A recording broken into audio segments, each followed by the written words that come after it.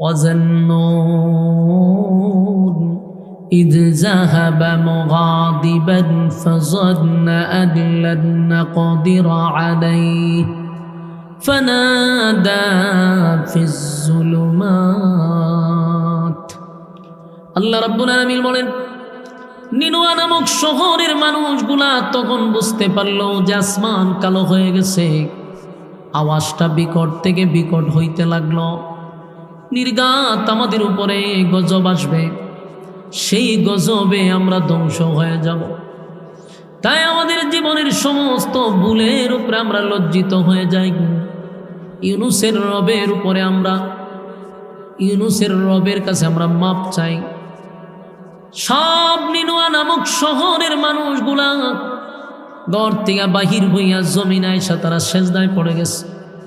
সেজদায় পড়িয়া এমন কান্না শুরু করছে আর বলে, মালিক, অন্যায় করছি, অপরাধ করছি, আল্লাহ বুঝতে পারি নাই।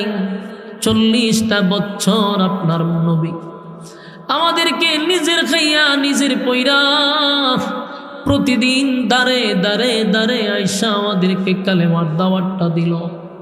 আল্লাহ আমরা কালেমার দাওয়াত গ্রহণ করি নাই, উল্টা আপনার বন্ধুর উপরে আক্রমণ করছি, রক্তাক্ত করছি।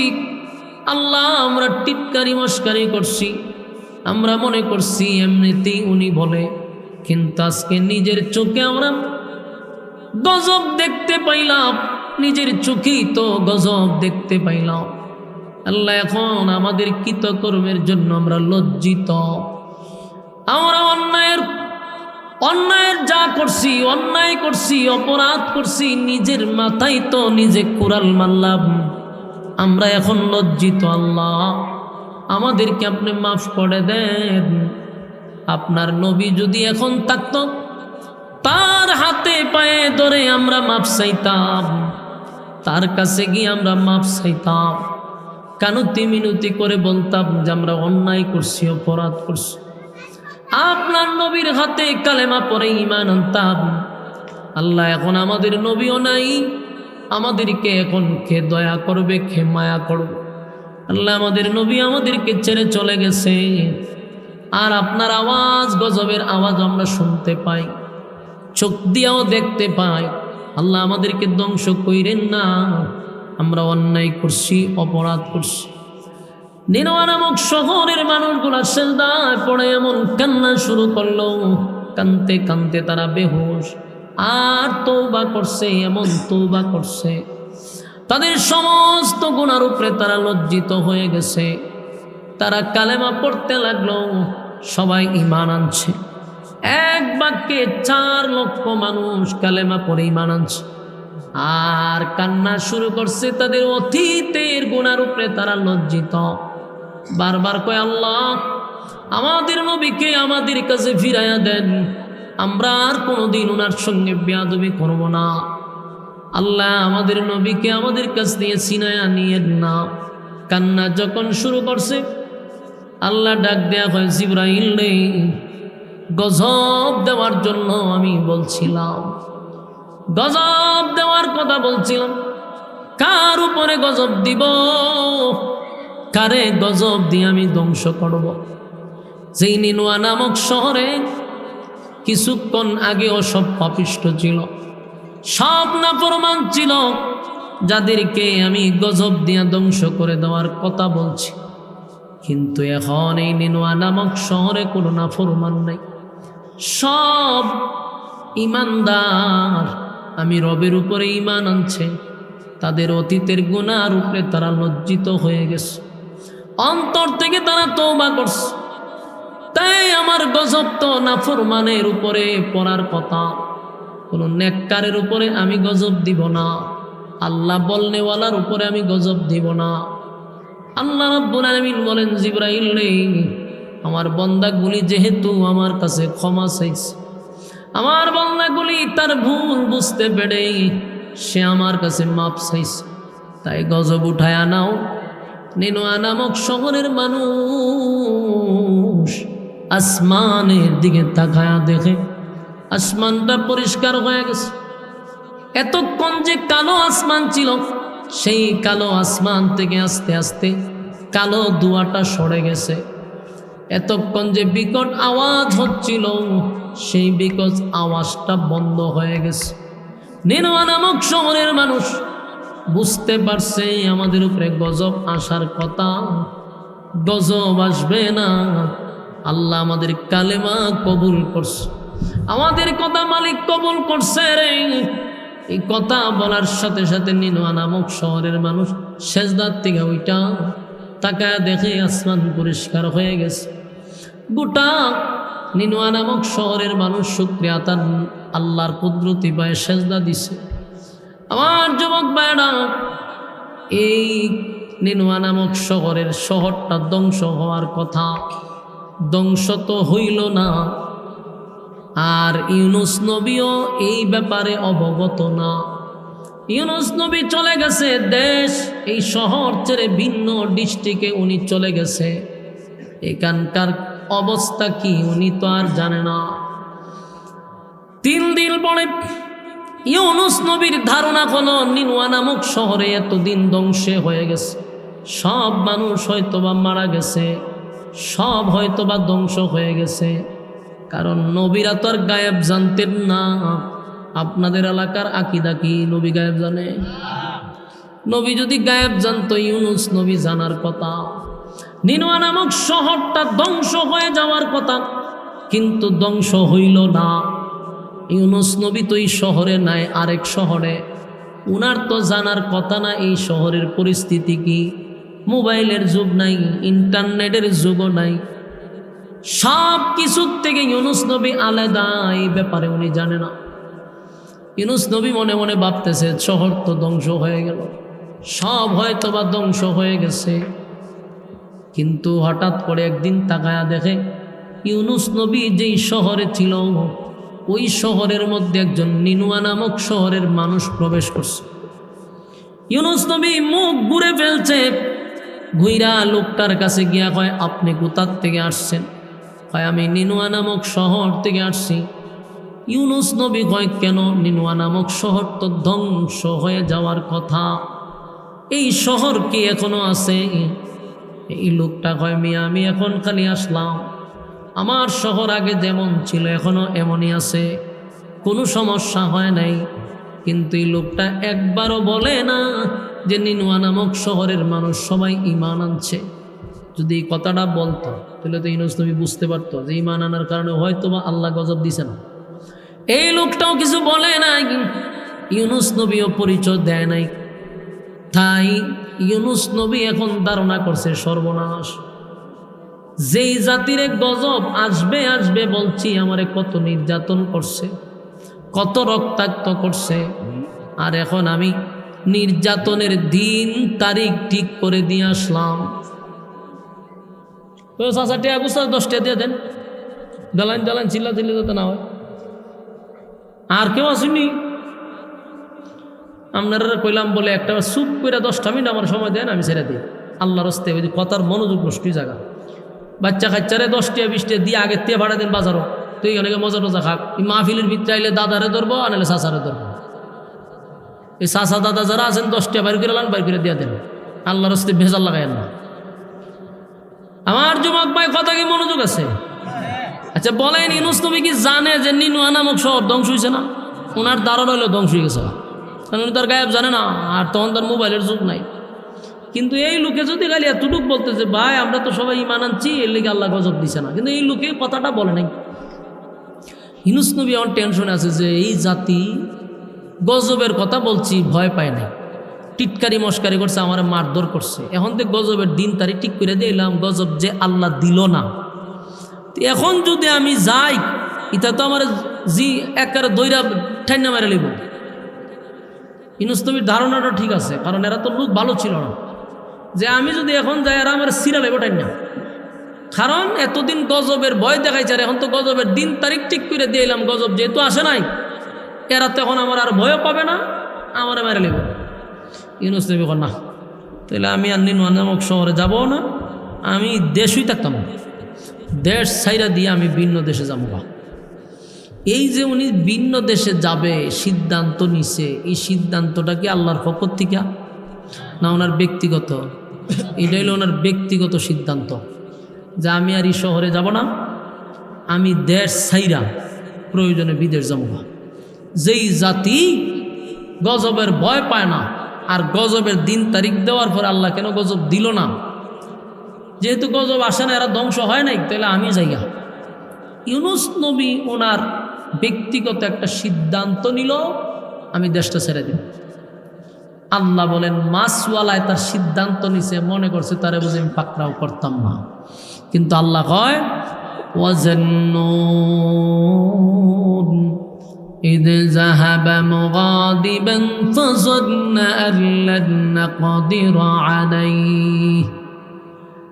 মাছওয়ালা মনে করছে আমি তারে পাকড়াও করব না, মাছওয়ালা মনে করছে তার আমি ধরব না, ছেড়ে দিব না। মাছওয়ালা তো নিজের থেকে সিদ্ধান্ত নিছে রে, ব্যক্তিগত সিদ্ধান্ত। আল্লাহর পক্ষ থেকে কোনো ওহী আসে নাই, কোনো সমাধান আসে নাই, ব্যক্তিগত সিদ্ধান্ত নিছে উনি দেশ ছাইরা বিদেশ চলে যাবে। এটা আল্লাহর কাছে পছন্দ হয় নাই, কারণ উনি যেহেতু আল্লাহর পয়গম্বর, তো আল্লাহর পক্ষ থেকে ওহী না আসা পর্যন্ত উনি কোনো সিদ্ধান্ত নিতে পারে না। কিন্তু উনি সিদ্ধান্ত নিছে যে না, এই শহরে আর এক মুহূর্ত থাকা সম্ভব না, আমি যাবো না। এবং উনি যাবেন না, এটা ওনার সিদ্ধান্ত। উনি করছে কি, ওনার 2 ছেলে আর ওনার বউ, ওনার বিবি 3 জন, আর উনি একজন 60 জন। এই 60 জন দেশ ছেড়ে বিদেশ যাওয়ার উদ্দেশ্যে রওনা দিয়া লাইছে। আল্লাহ কয় মাছওয়ালা ব্যক্তিগত সিদ্ধান্ত নিছে, ব্যক্তিগত সিদ্ধান্ত নিয়ে মনে করছে আমি ওনারে ধরব না, কিন্তু আল্লাহ পাকড়াও করে ফেলছে। আল্লাহ কি করছে? পাকড়াও করছে, ধরে লাইছে। ইউনুস নবী যখন রওনা দিয়া লাইছে, রাস্তার মধ্যে কিছু লোক ওনার বিবিরে আটকাই দিছে, ওই যে এই রাস্তা দিয়ে কোনো মহিলা যেতে পারবে না, এই রাস্তা দিয়ে মহিলা গেলেই আমরা আটকাই দিই। এই ওনার বিবিরে জিম্মি করে যখন নিয়ে যায়, তো ইউনুস নবীর বিবি বলল যে স্বামী, আপনি আপনার কাজ চালায় যান, আপনার সন্তান নিয়ে চলে যান, আমারে আল্লাহর জিম্মায় ছেড়ে দেন। সুবহানাল্লাহ কইতে ফানে আসেনি কেন? সুবহানাল্লাহ থাকলে কইবেন, আপনার এলাকার তো নাই আমি জানি, এরপরে তো তুকায় তাকায় কইতেছেন, এটি অনেক কিছু। এমন চিন্তা করেন, ওনার বিবি এই মুসিবতের সময় স্বামীরে বলতেছে আপনি আপনার কাজ করেন, আমার আল্লাহর জিম্মায় ছাড়েন, ব্যক্তিগত না, বলছে আল্লাহর জিম্মায়। উনি যখন বলছে আল্লাহর জিম্মায় ছেড়ে দেন, ইউনুস নবী তার 2 সন্তান লইয়া উদ্দেশ্য হইল উনি বিদেশ যাবে। সিদ্ধান্ত এখনো চেঞ্জ করছে না, কিন্তু আল্লাহর পাকড়াও তো বড় ভয়ঙ্কর। কিছুক্ষণ মরুভূমি দিয়া যাইতে যাইতে বহু দূর হাঁটছে, আর তখন তো এক দেশ থেকে আরেক দেশে যাইতে গেলে তার বিমান নাই, এয়ারপোর্ট নাই, দামি গাড়ি নাই, অধিকাংশ হাইটা, আর বাকিটা হইল নদী পথ। লম্বা সফরে হাইটা হাইটা গেছে। তো তখনও জাহাজের প্রচলন ছিল, কিন্তু এখনকার জাহাজে ইঞ্জিল আছে, তখনকার জাহাজে কি ছিল না? ইঞ্জিল ছিল না, কিন্তু জাহাজ ছিল। নদী দিয়া জাহাজ চলতো, কিন্তু ইঞ্জিল নাই, ওইটা পাল দিয়া চলতো, কাপড় লাগাই যায় ঠান্ডায় বাতাসে। এইভাবে 2 মাস 3 মাস 1 বছর লাগায় এক দেশ থেকে আরেক দেশে যাইতো। তো ইউনুস নবী চিন্তা করলো এই মরুভূমি পার দিলে তো নদী, বিশাল সাগর, সাগরের পাড়ে গেলে যাত্রীবাহী জাহাজ আছে, জাহাজে উঠটা দেশ ছেড়ে বিদেশ যামগা। উনি রওনা দিয়ে দিছে, বউ নাই, 2টা বাচ্চা লইয়া মরুভূমি পার দিয়া একটা নদীর সামনে গেছে। নদীটা খুব ছোট, নদীতে তেমন কোনো পানিও নাই, মনে করেন আডু পানি। নদীটা পার হইলেই সাগর, আর সাগরের পাড়ে যাত্রীবাহী জাহাজ আছে। ইউনুস নবী চিন্তা করলো নদীটা পার হই, এরপরে গিয়ে জাহাজ উঠতে যাবো। নদীর তো পানি নাই, ছোটো বাচ্চাটারে কুলে নিছে। হ্যাঁ, নদীটা ফারিবার লেগে ছোটো বাচ্চাটারে কুলে নিছে, আর বড় ছেলেটারে কইছে তুই কেন দাঁড়া, এটা নদীর ফারও দাঁড় করাইছে, আর ছোটো বাচ্চাটারে কুলে লইয়া নদী পার হবে। যেই নদীত নামছে, নদীটা ছিল না ভানি, এখন ভানির স্রোত বাইরে গেছে। কোনো ভানির স্রোত কিতে হয়েছে? আগে কি স্রোত আসিল? তাহলে এটা কি হয়েছে? পাকড়াও করছে। আল্লাহ কি করছে? ওয়াজান্নুন মাছওয়ালা মনে করছে মাছওয়ালার আল্লাহ পাকড়াও করবে না, কিন্তু আল্লাহ পাকড়াও করছে, আল্লাহ ধরে লিছে। নদীতে পানি ছিল না, পানির স্রোত বেড়ে গেছে। স্রোত কি অস্থির স্রোত, দাঁড়াইবার মতো সুযোগ নাই, এমন বাড়া বাড়ছে উনি আর নিজেরই কন্ট্রোল করতে পারতেছেন। পানির স্রোত বেড়ে গেছে। এক পর্যায়ে উনি ওনার যে স্কুলে যে বাচ্চাটা ছিল ওই বাচ্চাটারে আর ধরি রাখতে পারছে না, পানির স্রোতে ছোট বাচ্চাটারে পানিতে বাসায় লেগেছে। মানে আপনারাই বলেন, একটা বাবার কাছ থেকে যদি বাচ্চাটারে টান দিয়ে ফানিয়ে নিয়ে যায়, ওই পরিস্থিতিতে বাবার অবস্থা কেমন হবে? টিকতে পারবেন? وَظَنُّونَ إِذْ ذَهَبَ مُغَاضِبًا فَظَنَّ أَن لَّن نَّقْدِرَ عَلَيْهِ মাছওয়ালা মনে করছে আমি তারে ছেড়ে দিব, মাছওয়ালা মনে করছে তারে বুঝি আমি ছেড়ে দিব, কিন্তু না, মাছওয়ালারে আমি পাকড়াও করছি, মাছওয়ালারে আল্লাহ ধরে ফেলছে। ব্যক্তিগত সিদ্ধান্ত আল্লাহর কাছে মোটো পছন্দ হয় নাই। মাছওয়ালার ছোট সন্তানটাকে পানির স্রোতে বাসায় আনিস। বাবার কাছ থেকে যদি সন্তানটা হারিয়ে যায়, এটা বাবা সারা বোঝার ক্ষমতা নেই। এক বুক ব্যথা লইয়া তাকায়া দেখে যে ছোট সন্তানটারে তো নিয়েই গেল পানিতে। এখন কি করবো? বড়ডার লইয়া কোনো রকম নদী ফারিতে, নদীর ফার উঠতে বড়ডারে বাঘে লইয়া দৌড় মারছে। ইন্নালিল্লাহ হইতে না, বড়ডারে কি নিয়ে দৌড় দিছে? বাঘে লইয়া দৌড় মারছে।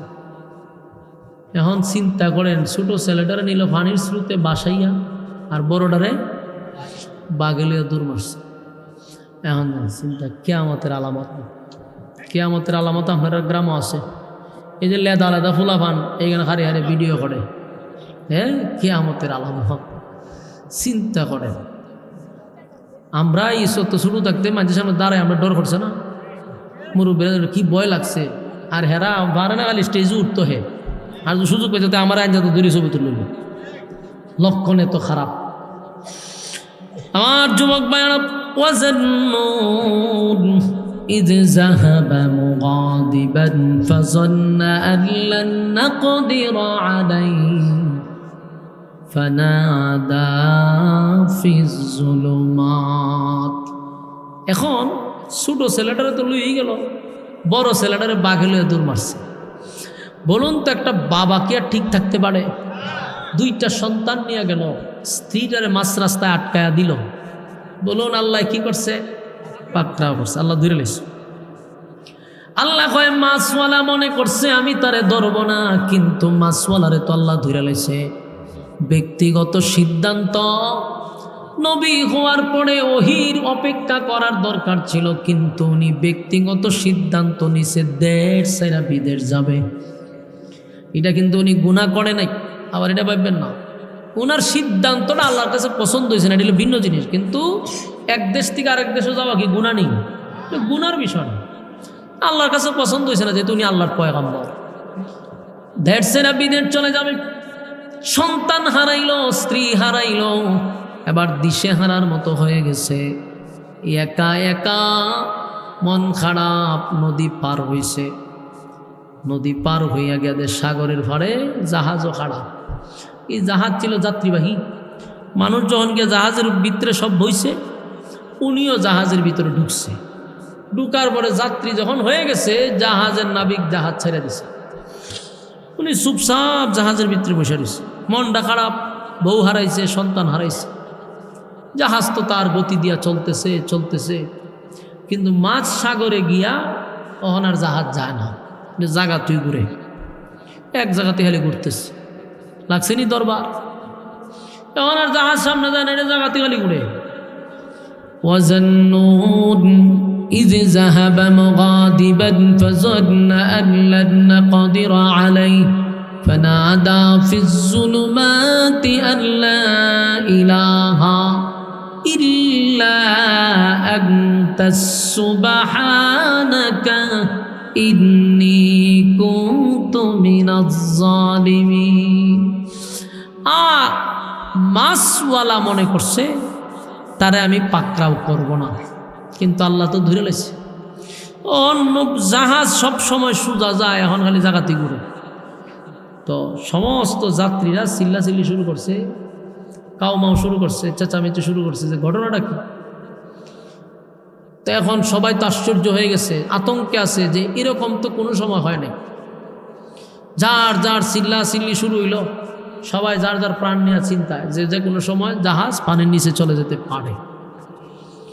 তো ওই যুগের মানুষ তো আর এত প্রযুক্তি আসেন না, কিন্তু আল্লাহ তাদের মাথায় এত মেধা দিছিল, এত মেধা। এরা একটা পরামর্শ সভা বসছে, জাহাজের নাবিক টাবিক যারা আছে, হেলপার টেলপার সব মিললে একটা পরামর্শ বসছে যে ঘটনাটা কী তা। তখন তার ইঞ্জিল নাই যে দেখবো যে কোনানো নষ্ট হয়েছে। এখন বসে এরা পরামর্শ করতেছে যে কোন কারণে এরকমটা হচ্ছে। দেখেন আল্লাহ তারা কি পরিমাণ মেধা দিছে। এরা গবেষণা করতে করতে বাড়ি করে নিছে নির্ঘাত কোনো গুলাম তার মালিকের অর্ডার ছাড়া এই জাহাজে উঠছে, আর এই অপরাধে জাহাজ জাগাত ঘুরতেছে। আপনার এলাকার যদি সুবহানাল্লাহ তাহে তুলে হইতে পারেন। এটা বাংলাদেশের মধ্যে একটা আশ্চর্য গ্রাম, যেই গ্রামে বক্তা কইয়া দেন আল্লাহ গুতা দিয়া এর ভরে গেছে তারা লড়ে। আল্লাহ আপনারা হেফাজত করুক, আমিন। আর এগুলোর জন্য মাঝে মধ্যে প্রশিক্ষণ দিবেন, কোন জায়গায় সুবহানাল্লাহ, কোন জায়গায় আলহামদুলিল্লাহ, এটা শিখবেন। কথা বুঝছেন নি? শিক্ষালায়েন শিক্ষালায়েন। আমার যুবক ভাইয়েরা এখন চিন্তা করেন এরারে আল্লাহ কি পরিমাণ মেধা দিছে। যদিও এরা বিধর্মী, কিন্তু মেধা ভালো ছিল। কেন জানেন? এদের ব্রেন পরিষ্কার হওয়ার কারণ হলো এরা তো আমরার মতো তো গুনাহ করছে না। আমরা যেই গুনাহ করি এরা কি গুনাহ করছে? বিধর্মী হোক, কিন্তু আমরার মতো গুনাহ নাই। এরা আমরার মতো এত গুনাহ করে নাই। এদের মধ্যে ওই মোবাইলের গুনাহ ছিল না, বাটপারি ছিল না, সিটারি ছিল না, মানুষের জায়গা দখল করা ছিল না, চিন্তায় গুম হত্যা এগুলা কোনো গুনাহই নাই এর মধ্যে। এরা বিধর্মী, গুণ আল্লাহকে মানে নাই এতটুক, বাকি কোনো গুনাহ চলমান আমাদের মতো গুনাহ নাই। এই জন্য এদের মেধা ছিল মারাত্মক।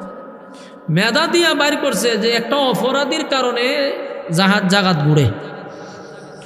কোনো গুলাম তার মালিকের অর্ডার ছাড়া এই জাহাজ উঠছে। ইউনূস নবী তো ভিতরে ভিতরে টের হইলেছে যে রে, আমি তো আমার মালিকের অর্ডার ছাড়া এখানে আইছি, অপরাধী তো আমি। এখন এরা বলতেছে দেখো কে কোন কোন গোলাম মালিকের অর্ডার ছাড়া এখানে আসছো, তাড়াতাড়ি নিজে স্বীকারোক্তি দাও, আর না হয় আমরা যারে সন্দেহ লাগবো এরে হাতে পাও দূরে ইডাল দিয়ে আমরা ফেলাই দেবো সাগরে। সাগরে একজনে ফেলাই দিলে পুরা মানুষ বাচ্চা যাবে। কোন মানুষ আরো চিল্লাচিল্লি শুরু করছে, ওই মিয়া যারে সন্দেহ হয় তারে ফেলাই দিবেন, লাগছে চিল্লাচিল্লি। এর মধ্যে ইউনূস নবী কয়েও অনর্থক সন্দেহ করার দরকার নাই, মালিকের অর্ডার ছাড়া যে গোলাম জাহাজ উঠছে এটা আমি সেই অপরাধী। এখন এই কথা বলার পরে সবাই ইউনূস নবীর দিকে তাকাইছে। তাকায়া দেখে এমন সুন্দর মানুষ, নবীদের চেহারা বুঝেন না, নবীদেরকে আল্লাহ এত সুন্দর করে বানাইছে যে যখন যেই যুগে নবী বানাইতো ওই যুগে নবীর থেকে সুন্দর আল্লাহ করে বানাইতো না। উনি তো নবীর চেহারা দিকে তো পাগল হয়েছে, এত সুন্দর চেহারা। হেরা দিয়ে এক দৃষ্টিতে তাকাইছে আর চোখের পলক করে না যে এই লোক গুলাম হইতে পারে না, কোনোদিন গুলাম না। এরা বিশ্বাসই করে না, মানেই না। সর্বনাশ, আপনারা যদি আমরা ফালাইয়া দিই তাহলে এখন তো জাহাজ পানির উপরে ঘুরে, আপনারা ফালানির পর থেকে জাহাজ পানির নিচে ঘুরব। এই ভয়ে তারা আর ওনার দিকে তাকায় না, খালি না আপনি গুলাম হতেই পারেন না। কারণ এরা যে গুলামটা ধরে নিছে, এরা মনে করছে কোনো বাড়িতে কাজ করতো পলায় আসছে। তো ইউনূস নবী তো জানে কোন গুলাম, আর হেরা মনে করছে মানুষের বাড়িতে কাজ করে এই গুলাম এখানে উঠছে। গুলামের চেহারার সাথে তো মিল নাই, কিন্তু পয়গম্বরী চেহারা। শেষে করবো কি? ইউনূস নবী বলেন যে না আমি সেই অপরাধী। বলে না না সব বনাশ, আপনারা ফালানো যাবে না। এখন কী করবো? আমরা একটা লটারি দিব, লটারিতে যার নাম উঠবো আমরা তারে ধইরা সাগরের পানি ফেলাই দিব। তো একজনে ফেলাই দিলে আর সবাই বাচ্চা যাবে। আবার এরা ঘোষণা দিছে যার নাম উঠে তোমরা মাইনা নিবা, কারণ বুঝবা যে তোমরা কপালের দোষ, কি করবা নসিবের দোষ, মাইনা নিবা যে তোমরা এই ডাল আমরা ফেলাই দিব। এটা আমরা চূড়ান্ত সিদ্ধান্ত। আমরা যে কী করবো, মাইনা নিছে। এখন সবার নাম লেখা হয়েছে, লটারি দিবে। তো লটারি যখন চালু করছে সর্বপ্রথম নাম উঠছে ইউনূস নবীর নাম। সুবহানাল্লাহ। আসেনি? এতগুলা মানুষের নামের মধ্যে ইউনুস নবীর নাম উঠে গেছে। যেই মাত্র ইউনুস নবীর নাম উঠছে অনেরা হকিতাও এত সুন্দর হুজুরের নাম দুইটা হলো গা, এটা ভুলে উঠছে। এই লোক গোলাম হতে পারে না। আবার দে আবার দে, আবার লটারি দিচ্ছে, আবার উঠছে, হয় এখনো বলেছে আবার দে, আবার দিছে, আবার উঠছে।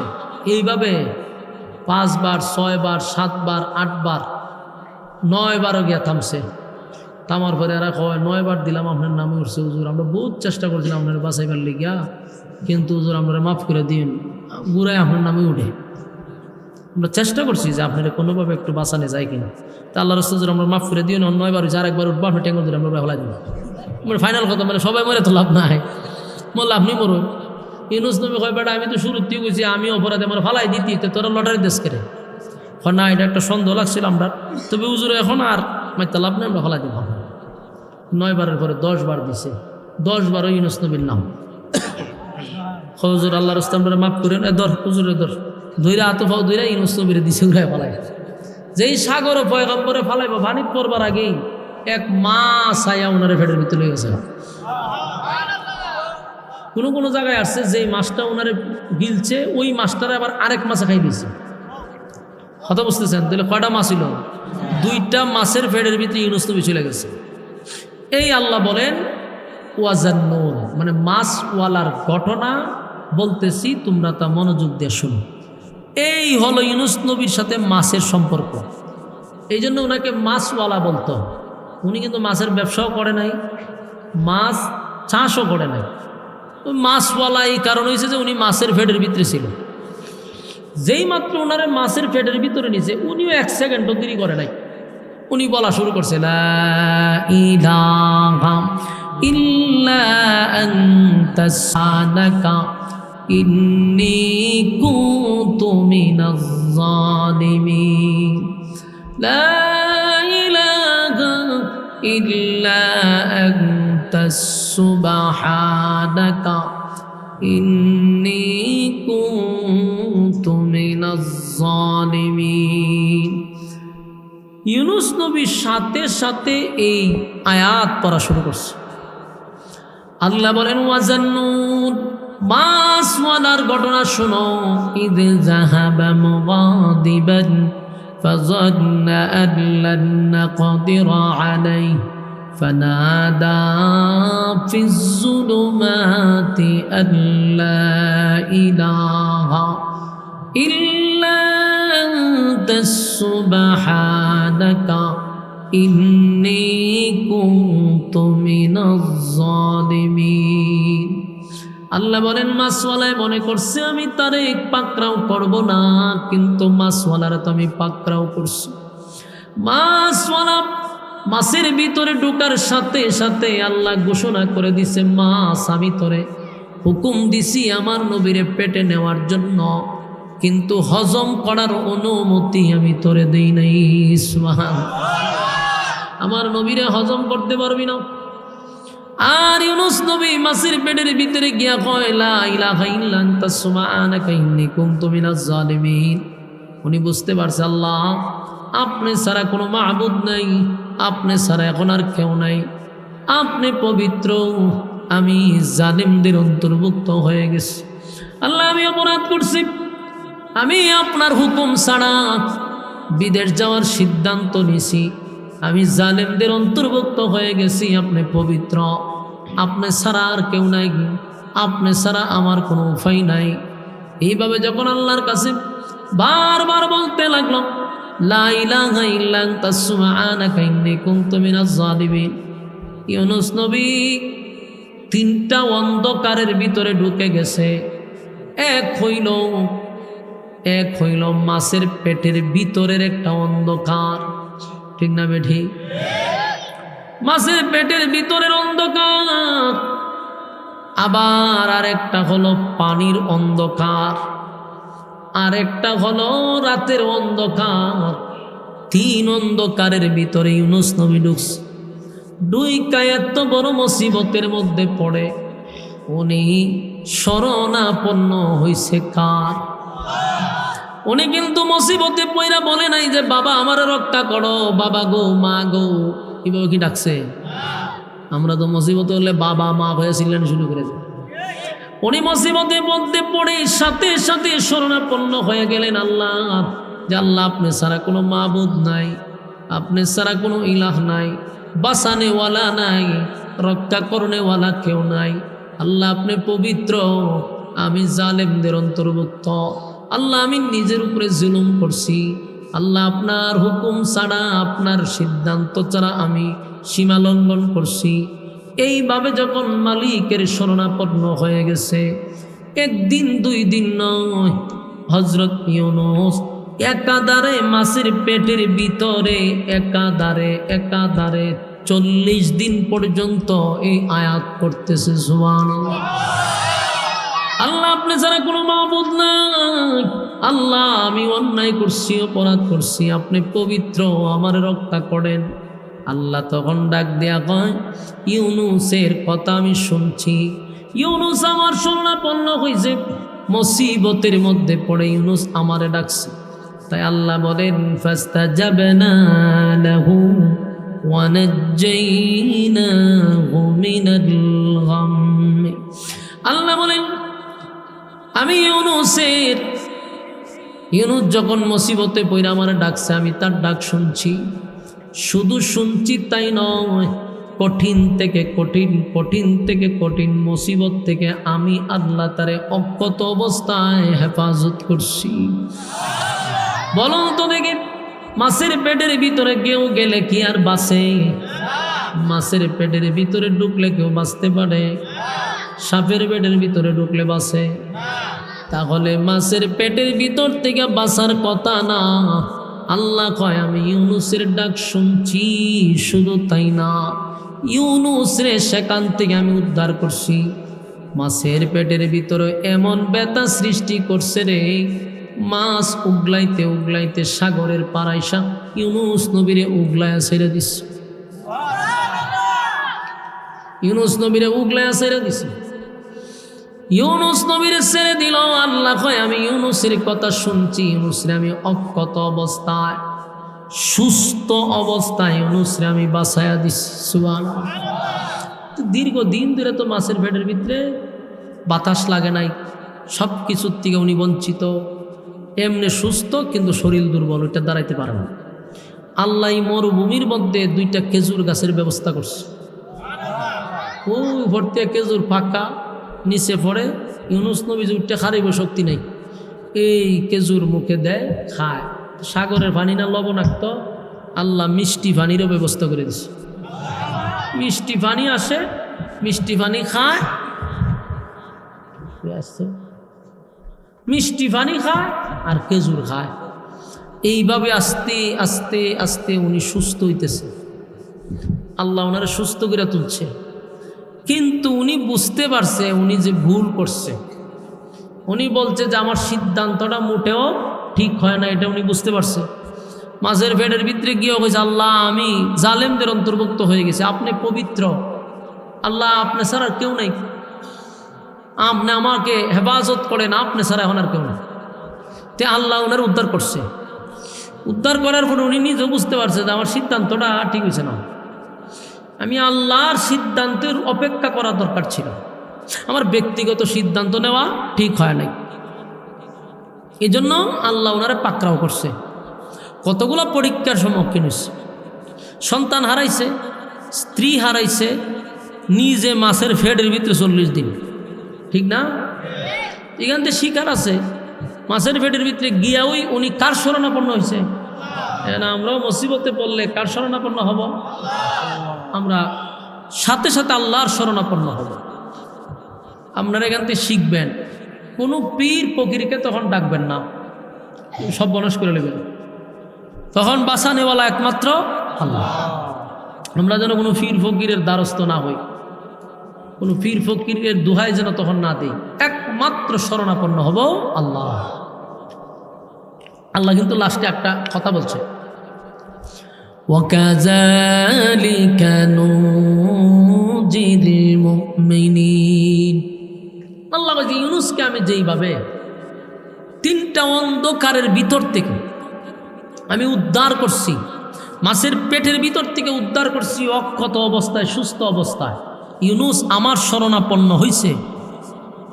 ঠিক তেমনিভাবে কিয়ামত পর্যন্ত আপনারা তো এমনি হয় না, তে না আবার ফেসাই দিছেননি, এটি আবদার করেন না ভাই, মনোযোগ দিয়ে শুনেন আপনারা। আর রায়ন ভাই কো, রায়ন ভাই কো, রায়ন বেরোলিয়ান।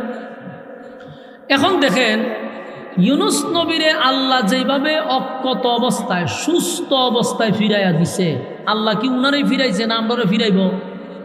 কথা হয় না। আল্লাহ তো ওয়াদা করছে, আমি প্রত্যেকটা মুমিন বান্দা বান্দিরে বলতেছি, তোমরাও যদি মুসিবত পড়লে আমি আল্লাহরে ডাকো, তাহলে কিয়ামত পর্যন্ত আমিও তোমাদেরকে মুসিবত থেকে উদ্ধার করব। তাহলে আল্লাহর কাছে কারে ডাকবেন? আল্লাহর শরণাপন্ন যদি হন। এখন যদি আপনি এখন বাবা তোমার দরবারে, কোনোদিন কেউ খালি হাতে ফিরে না, এরকম স্লোগান যদি দেন বিভিন্ন ভণ্ডর দরবারে গিয়া, তাহলে আপনারা আল্লাহ উদ্ধার করবো? তো মুসিবতে বললে দিহিলেন ডাকি পরিমাণ আপনারা উদ্ধার করে ডাকেন বাবারে। সাবধান, ইমানও হারাইবেন, দুনিয়াও ধ্বংস করবেন, পরকালও ধ্বংস করবেন। আল্লাহ নিজে বলছে, তোমরা যদি মুসিবতে পড়লে আমার শরণাপন্ন হও, ওয়াদা দিচ্ছি তোমাদেরকেও আমি মুসিবত থেকে উদ্ধার করব। তাহলে আমরা কার শরণাপন্ন হব? আল্লাহর শরণাপন্ন। এই বিষয়টা মাথায় রাখতে হবে। সাবধান, আমরা যেন কোনো মানুষের কাছে না চাই। জিন্দা মানুষ হোক আর মৃত মানুষ হোক, আল্লাহ ছাড়া কারো কাছে চাওয়া কথা হয় না।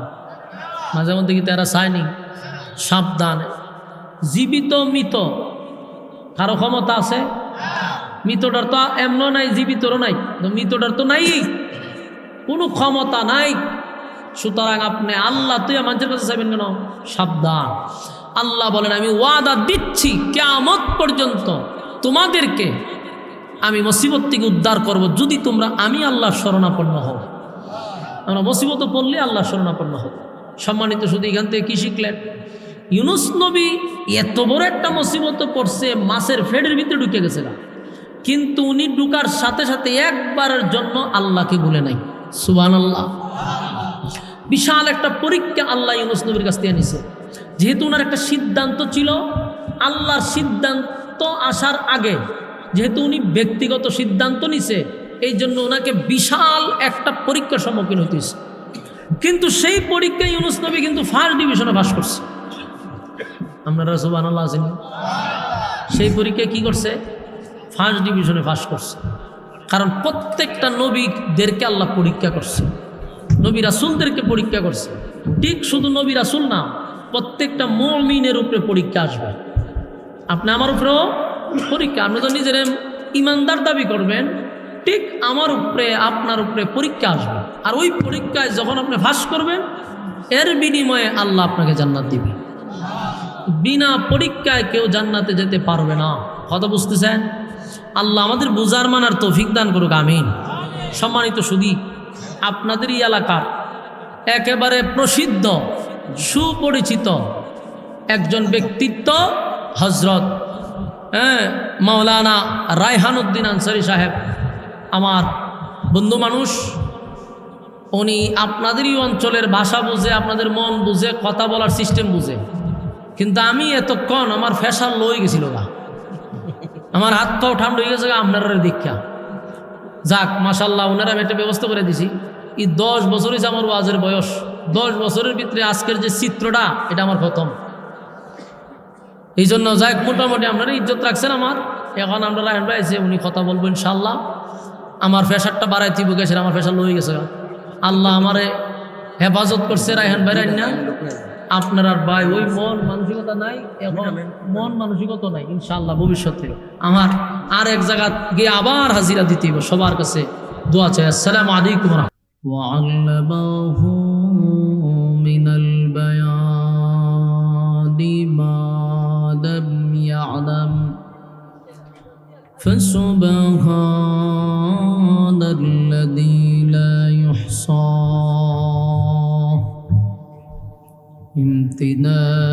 امتنانه باللسان ولا بالقلم ونشهد أن لا إله إلا الله وحده لا شريك له وأشهد أن سيدنا وسندنا وحبيبنا ومولانا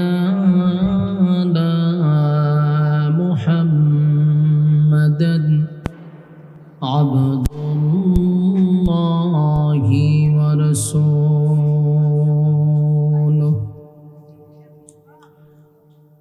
أرسله بالحق بشيرا ونذيرا وداعيا إلى الله بإذنه وسراجا منيرا أما بعد فأعوذ بالله من الشيطان الرجيم بسم الله الرحمن الرحيم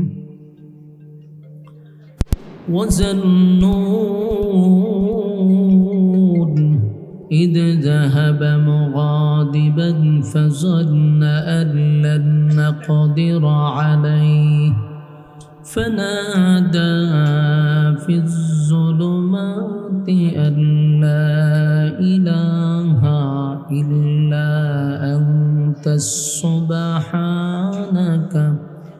إني كنت من الظالمين فاستجبنا له ونجيناه من الغم وكذلك ننجي المؤمنين صدق الله العظيم درود شريف পড়ি اللهم صل على محمد وعلى آل محمد كما صليت على إبراهيم وعلى آل إبراهيم إنك حميد مجيد اللهم بارك على محمد وعلى آل محمد كما باركت على إبراهيم وعلى آل إبراهيم إنك حميد مجيد मेरा दिल तलब रहा है मेरे जलने रहा है सीना ए दवा वही मिलेंगे मुझे ले चलो मदीना बलगल عنا بكماله كشف التجى بجماله حسنت جميع خصاله সাউন্ড পাতলা করেন জিকিরে বাতিল को हटा दे दिल से रबा जिक्र में तेरे लगा दे रोज शाब ला इलाहा इल्लल्लाह ला इलाहा ला इलाहा इल्लल्लाह ला इलाहा লা ইলাহা ইল্লাল্লাহ লা ইলাহা লা ইলাহা ইল্লাল্লাহ লা ইলাহা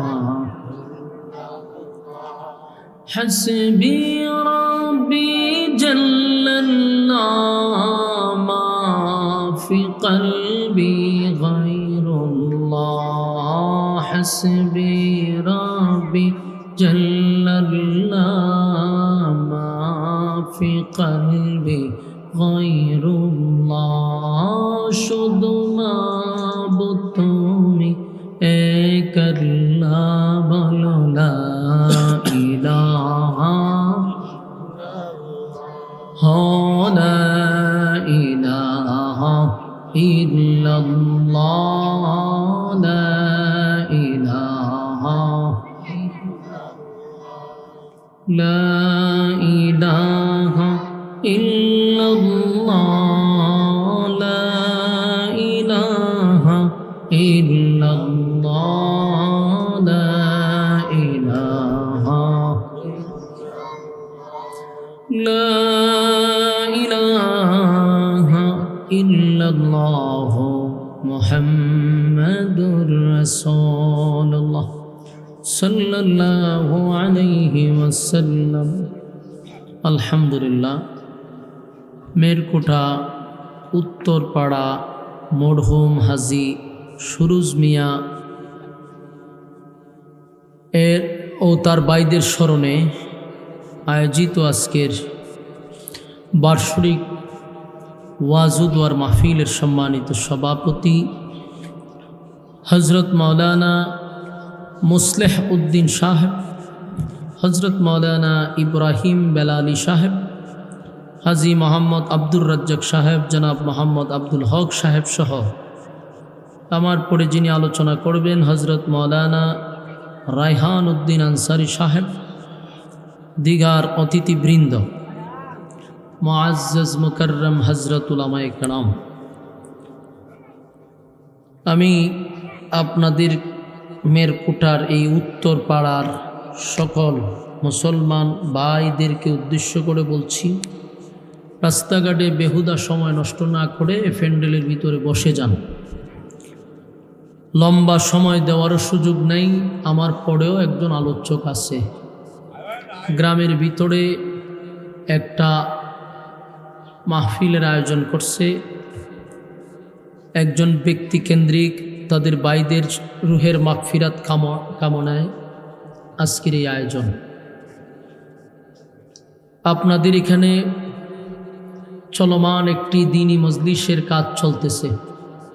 উচিত দুনিয়ার সমস্ত কাজকর্ম বাদ দিয়া আজকের এই মজলিসে বসে যাওয়া। আড্ডা এবং গল্প বেঁচে থাকলে আগামীকালকেও করা যাবে। ঘরের ভিতরে আড্ডা মারা, দোকানপাটে আড্ডা মারা, এগুলো বেঁচে থাকলে আগামীকালকেও করা যাবে, কিন্তু এই মাহফিলটা আগামীকাল পাওয়া যাবে না। মেহেরবানি করে আমরা বসে যাই, আশপাশে কথা না বলি। আমি নিজেও আপনাদের এখানে আইসা আমি নিজেও অবাক হয়ে গেছি। আমি নিজেও চিন্তিত, আমি ওয়াজ করবো না কী করবো আমি নিজে বুঝতে পাইতেছি না। আপনাদের আচরণ দিকে আমার পেশাল্লাই মেয়ে গেছে। এই চিত্র আমি 10-15 বছর পরে আজকে দেখলাম, আল্লাহ দেখাইল আমারে। মেহেরবানি করে যেই পরিমাণ বাচ্চা আছে, বাচ্চাগুলোর বাপ যদি কেনায় বইতো প্যান্ডেল ভরে যেত। হ্যাঁ, তো বাচ্চাগুলো পাঠাইছে আর বাপ এটা ঘরে বসে আড্ডা মারতেছে। প্রোগ্রামটা তো আমি দিছি আপনাদের আন্তরিকতার কারণে, অতিরিক্ত রিকোয়েস্টের কারণে, মহব্বতের কারণেই দিছি।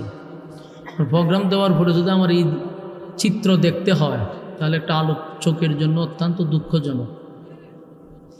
এজন্য আপনাদের উচিত প্যান্ডেলের ভিতরে বসা যাওয়া, এই আড্ডা গল্প বাচ্চা থাকলে কালকে করতে পারবেন। এমন একটি দ্বীনি মজলিস, বরকতি এক মজলিস, এটা বাদ দিয়ে আপনাদের জায়গায় জায়গায় আড্ডা চলতেছে, গল্প চলতেছে। তো কত বড় কপাল পোড়া হইলে এমন একটা মাহফিল তৈয়া আপনারা আড্ডায় ব্যস্ত। আপনাদের এলাকাতে মুরব্বিও নেই, গ্রাম মুরব্বিরও কি আড্ডা মারে? সব একতালের মুরব্বিরা তো অন্তত ফ্যান্ডেলের ভিতরে বসার কথা। জোয়ান জানে মরতো না, এরা সিদ্ধান্ত নিলে আমরা মরবো না, সব বুড়া মরবো। বুড়ারাও যদি চিন্তা করে আমরাও মরতাম না, তে তো মহা সমস্যা। বৈশা যান, মেহেরবানি করে ফ্যান্ডেলের ভিতরে বসুন।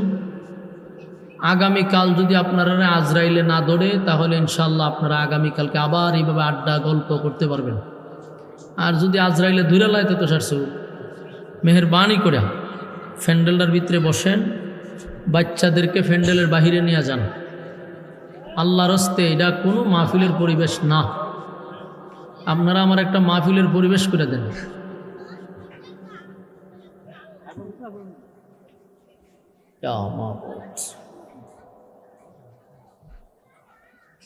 মেহরবানি করে বাচ্চাদেরকে ওই একবার ভিতরে নিয়ে যান, যে চিল্লাচিল্লি করতেছে।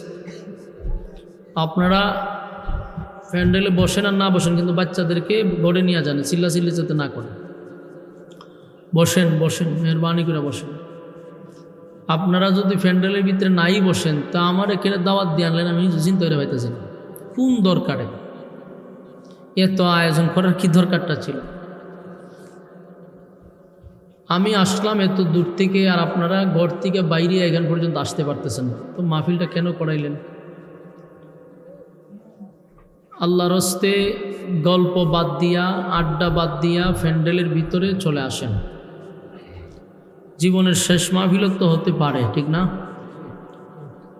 শেষ মাহফিল হইতে পারে, এটা তো আশ্চর্যের কিছু না। শেষ মাহফিলও হতে পারে।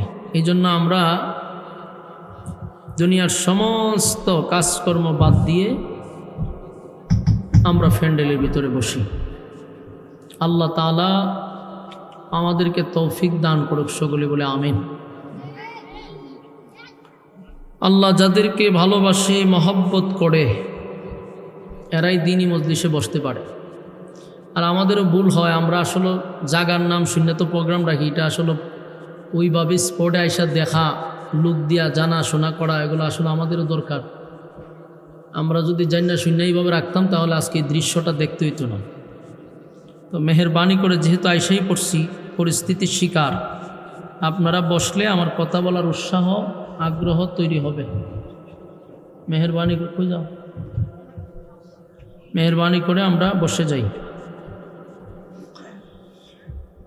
আল্লাহ যাদেরকে ভালোবাসে, মহব্বত করে, ওই সমস্ত বান্দাদেরকে দিনের কাজে লাগায় রাখে। তো আমরা যারাই বসতেছি, আল্লাহ আমাদেরকে মহব্বত করে এই জন্য এই সমস্ত মজলিসে বসার সুযোগ করে দিয়েছেন। শুকরিয়া আদায় করি আমরা, আলহামদুলিল্লাহ। লক্ষ কোটি দুরুদ এবং সালাম আল্লাহর সৃষ্টির প্রধান আকর্ষণ জনাবে মুহাম্মদুর রাসূলুল্লাহ সাল্লাল্লাহু আলাইহি ওয়াসাল্লামের উপর। সম্মানিত সুধী, আমি আপনাদের সামনে একটা প্রসিদ্ধ আয়াত তেলাওয়াত করছিলাম, সুপ্রসিদ্ধ। এবং এই আয়াতটা আমরা সচরাচর মুসিবতে পড়লে, বিপদে পড়লে এই আয়াতটুকু আমরা পড়ে থাকি, যেটাকে আমরা বলে থাকি দোয়ায়ে ইউনুস, মুসিবতের দোয়া। তো এই আয়াতটা যেহেতু আমাদের সকলের কাছে পরিচিত, আমি সেই আয়াতটাই আপনাদের সামনে পড়ছি। আমি এক ধরনের একটা মুসিবতে আছি, আপনারা যেমন মুসিবতে আছেন আমিও আছি। এই জন্য আয়াতটাও মুসিবতেরই পড়া হয়েছে। আল্লাহর হস্তে আমরা এই কথাগুলির উপরে আমল করার চেষ্টা করব ইনশাআল্লাহ। এই আয়াতি কারিমাটা আমরা বিপদে পড়লে পড়ে থাকি, এবং এটা পড়লে আল্লাহ তাআলা বিপদ থেকে উদ্ধার করে, যেমন অতীতে উদ্ধার করছে।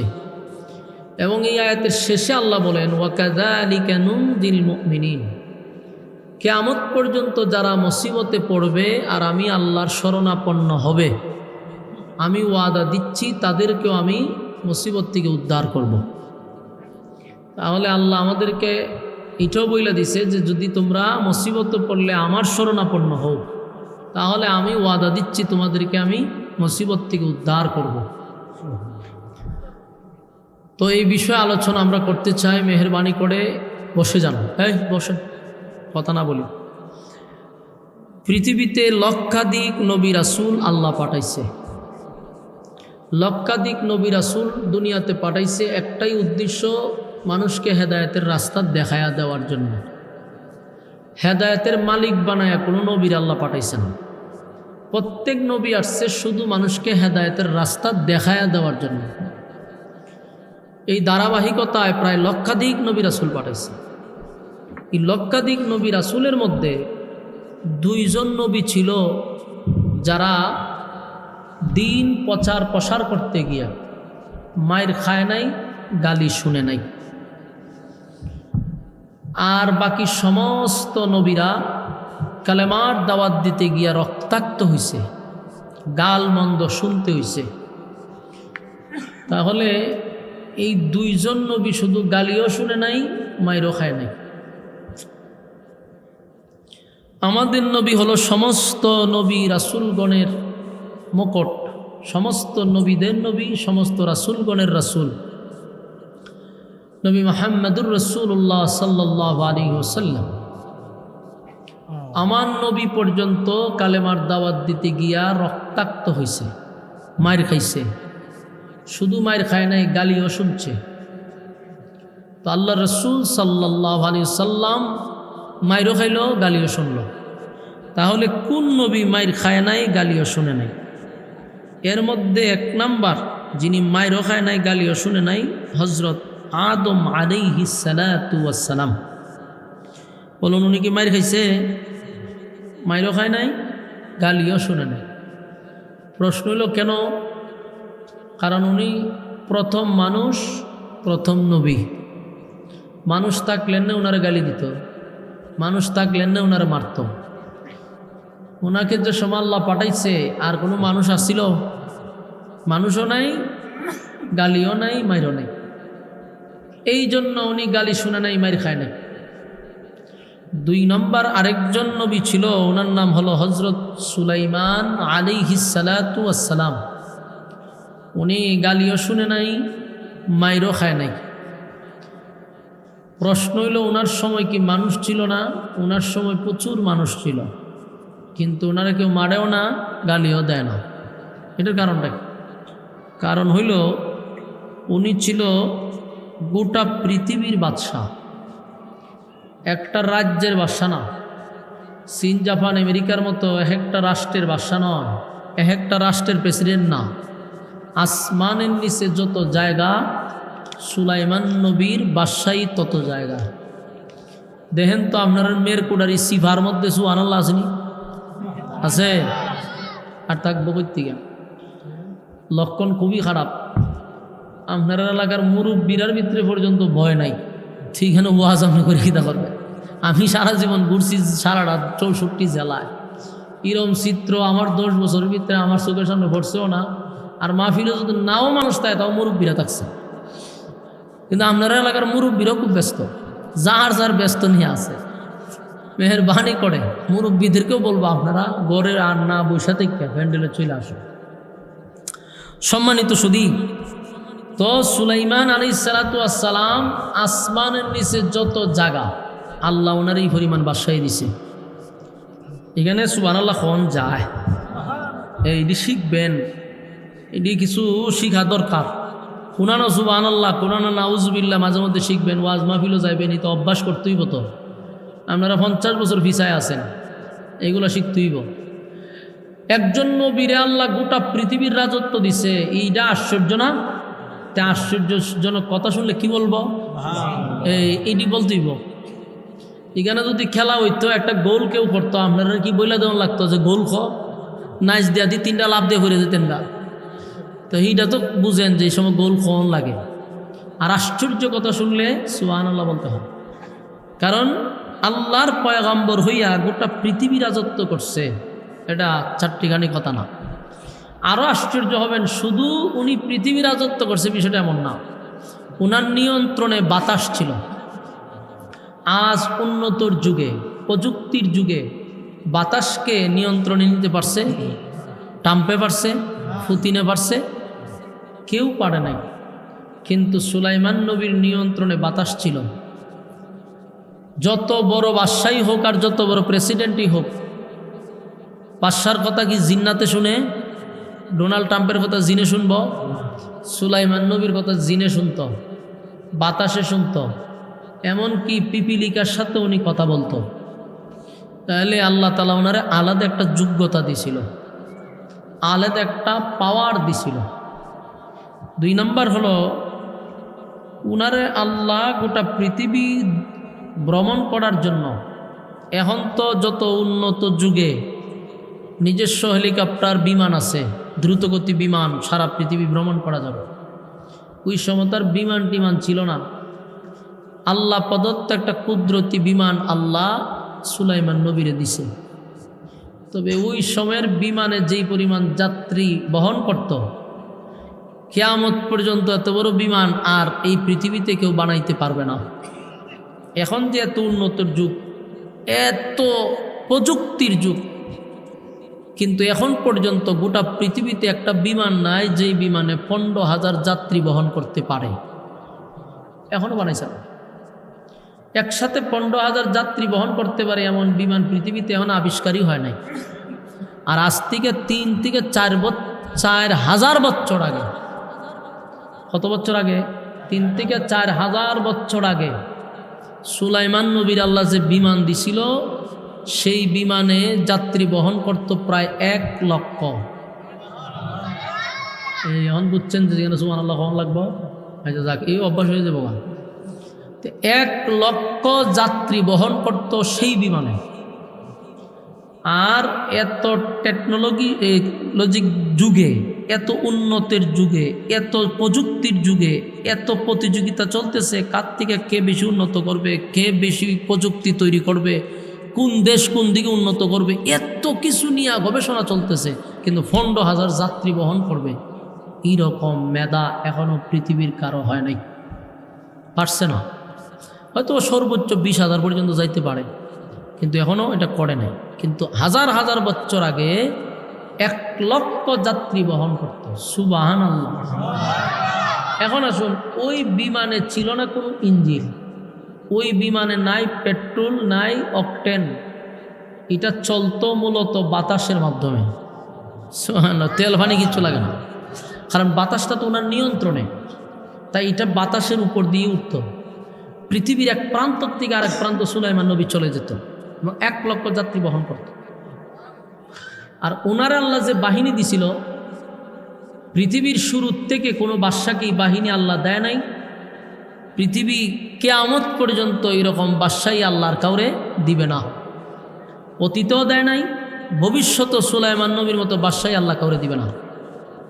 যেমন ওনার বাহিনীর মধ্যে 3টা বাহিনী ছিল, একটা ছিল জিন, আর একটা ছিল পক্ষীকুল, বলতে পাখিরা ছিল ওনার বাহিনী, জিন্নাত ছিল ওনার বাহিনী, মানুষ ছিল ওনার বাহিনী।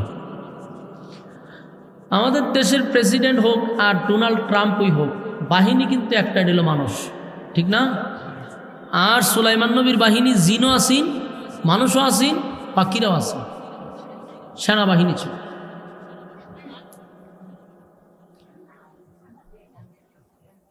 আপনার ওয়াজ থেকে মহিলাদের কথা বেশি জুড়ে আসে, এ দুষ্ট এরা না, আমি চিন্তা করে পাইতেছি না। মাহফিলটা আপনার বারিন্দার দলেতেন ঘরের, আরো সুন্দর হইতো। এত কাছে ঘরের ভিতরে আইনা দিচ্ছেন মাহফিল, তো মহিলারা তো কথা বলবো, নিয়ন্ত্রণ করতে পারবেন আপনারা? পারতেন না। বসেন, চিল্লাচিল্লি করেন না, মনোযোগ দিয়ে শোনেন। সুলাইমান নবীর আল্লাহ কি পরিমাণ বাদশাহী দিছে, এবং উনি আল্লাহর কাছে বলছিল, আল্লাহ আমার এমন একটা বাদশাহী দেন যে অতীতে দেন নাই, ভবিষ্যতে দিবেন না। আল্লাহ দোয়া কবুল করছে। উনারে যে বাদশাহীটা দিছে, কিয়ামতের আগ পর্যন্ত এরকম বাদশাহী আল্লাহ কাউরে দিবে না। এবং ওটা গোটা পৃথিবীর বাদশাহ, এক প্রান্ত থেকে আরেক প্রান্ত উনি চলে যেত। সুলাইমান নবীর জিন্নাত বাহিনী ছিল এবং পক্ষীকুল ছিল, পাখিরা পর্যন্ত ওনার বাহিনী ছিল। পাখিদের মধ্যে এমপি মন্ত্রী আছে, জিন্নাতের মধ্যেও ছিল, মানুষের মধ্যেও ছিল। ওনার যে বিমানটা, এটার মধ্যে 1 লক্ষ যাত্রী বহন করত। এর মধ্যে সুলাইমান নবীর আল্লাহ বউ দিছে। ওনার যে বউ ছিল, বিবাহিত বউ ছিল প্রায় 300-র মতো।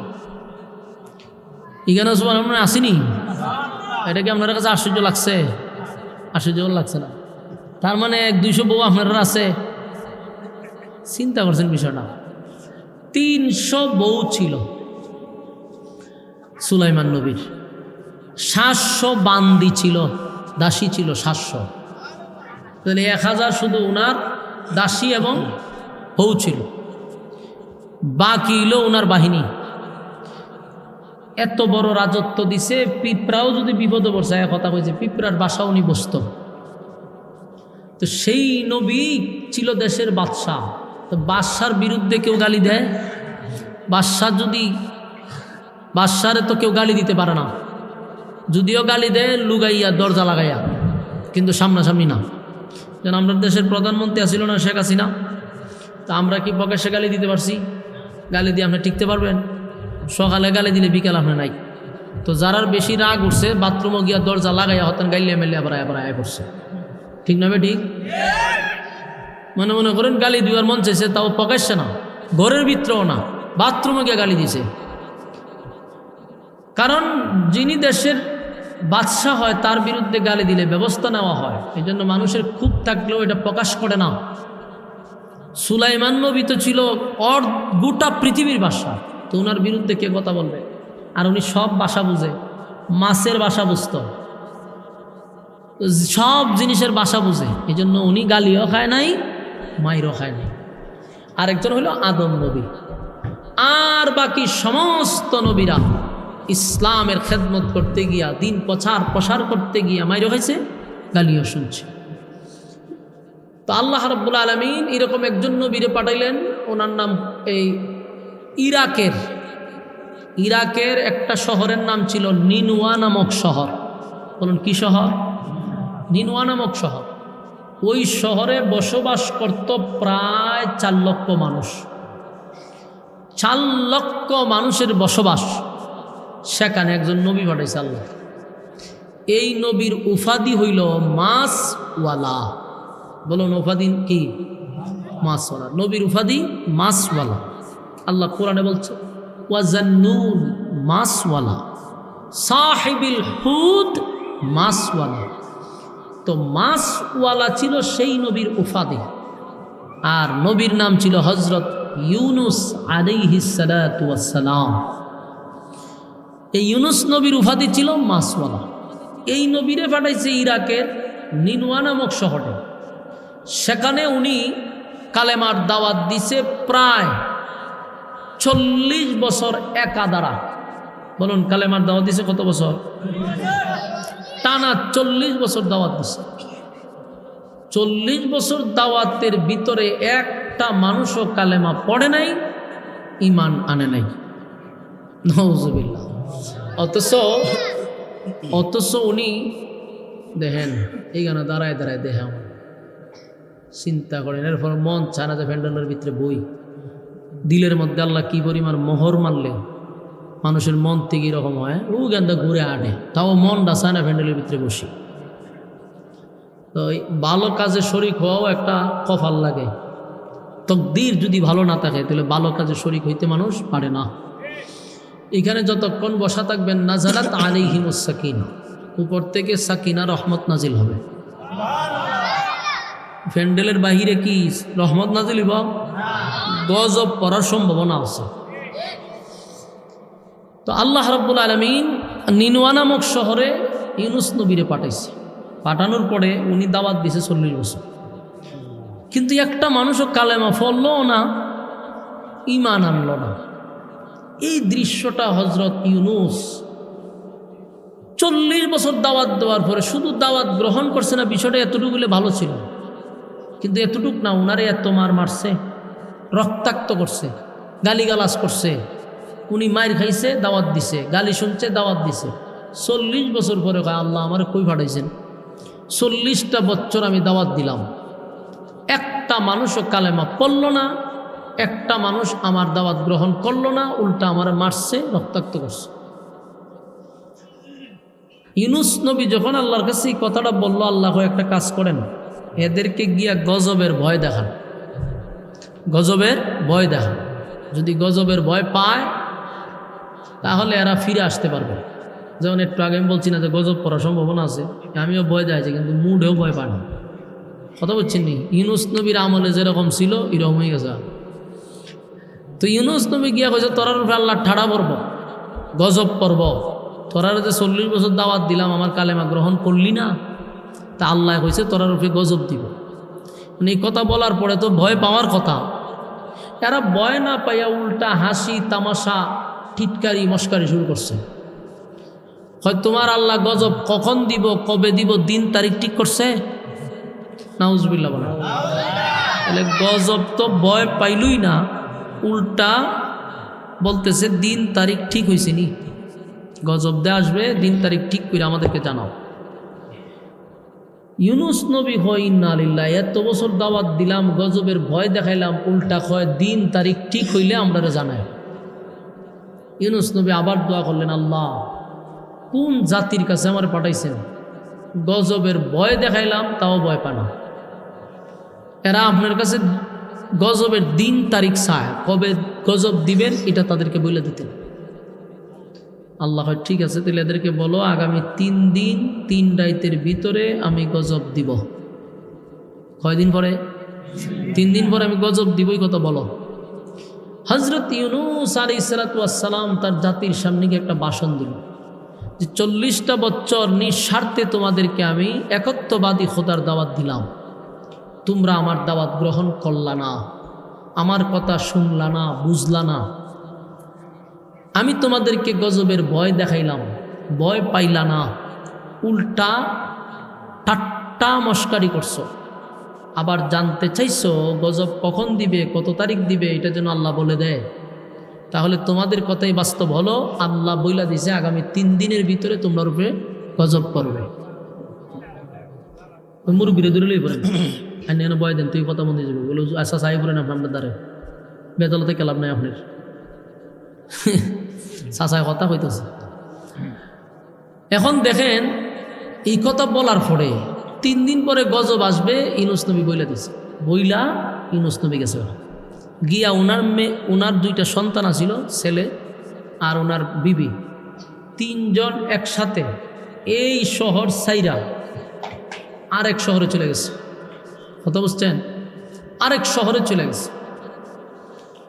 এখন নিনওয়া নামক শহরের মানুষ এতদিন শুধু গজব দেয় না কেন, গজব আসে না কেন বলতো ঠিকই।